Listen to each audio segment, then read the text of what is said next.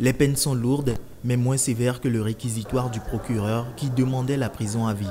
La cour d'assises de Yopougon a rendu son verdict dans le procès des disparus du Novotel en fin de soirée ce jeudi 13 avril. 6 à 20 ans de prison pour les principaux accusés, dont le général Bruno Dogboblé, ancien chef de la garde républicaine ivoirienne. Après 2 mois d'audience, les familles des victimes ont obtenu du jury une condamnation là où la défense réclamait l'acquittement. On a eu un échec de la procédure d'instruction et même de la cour d'assises parce qu'au jour d'aujourd'hui, après le délibéré, nous ne savons toujours pas qui les a tués et comment ils ont été tués. Pour moi, c'est un échec. Véritablement, je n'arrive pas à digérer cette condamnation.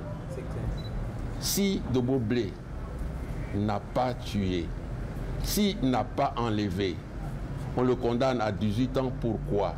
Selon l'accusation qui parle d'actes de barbarie, les 4 hommes avaient été conduits au palais présidentiel pour y être torturés, sauvagement battus avant d'être tués. Pour les victimes, c'est un apaisement, une pierre tombale qu'elles n'avaient pas jusqu'à présent. Pour les victimes, ce verdict équivaut à une pierre tombale.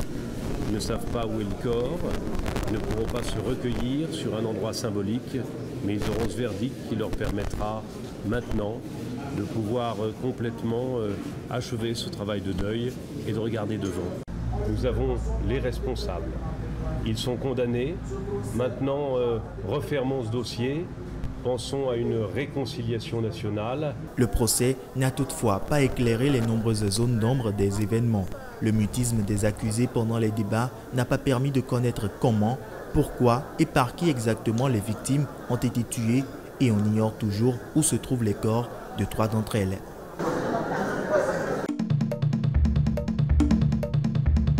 Les victimes, tous pèlerins musulmans, participaient à une retraite spirituelle annuelle dans le sud-est du Sénégal. Un incendie d'origine inconnue s'est produit mercredi à Médina Gounass, à environ 530 km au sud-est de Dakar, faisant au moins 22 morts. Cette catastrophe est l'une des plus meurtrières de l'histoire de ce rassemblement. Jusqu'à jeudi matin, le bilan était de 22 morts et 87 blessés, dont une vingtaine dans un état grave, selon un responsable au groupement national des sapeurs-pompiers qui ajoutait que ce décompte était provisoire. Selon lui, les blessés ont été évacués à l'hôpital régional de Tambacounda, la principale ville du secteur, à près de 80 km au nord de Médina Gounass. Parmi les blessés, outre les brûlés, dont certains sévèrement atteints, figurent des victimes de la bousculade ou de choc avec des objets sur le site, a indiqué cette source. L'origine du feu est toujours inconnue. Musulmans sunnites à plus de 90%, les Sénégalais pratiquent un islam dominé par d'importantes confréries soufis, essentiellement celles des Tidianes, des Mourides, des cadres et des Layen.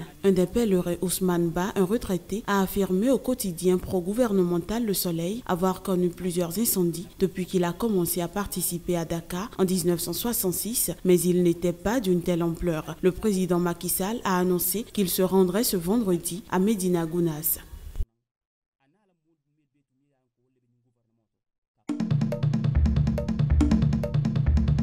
Au moins 97 migrants, dont 15 femmes et 5 enfants, sont portés disparus après le naufrage de leur embarcation jeudi au large de la capitale libyenne, a indiqué le porte-parole de la marine libyenne, le général Ayoub Kassem, précisant que ce chiffre avait été donné par 23 rescapés de différentes nationalités africaines, secourus par les gardes-côtes libyens à un peu moins de 10 km au large de Tripoli. L'embarcation n'était pas assez solide et elle a coulé. 23 personnes ont été sauvées et emmenées à la base des gardes-côtes. L'autre embarcation n'a pas été retrouvée et je pense qu'elle se dirigeait vers la côte.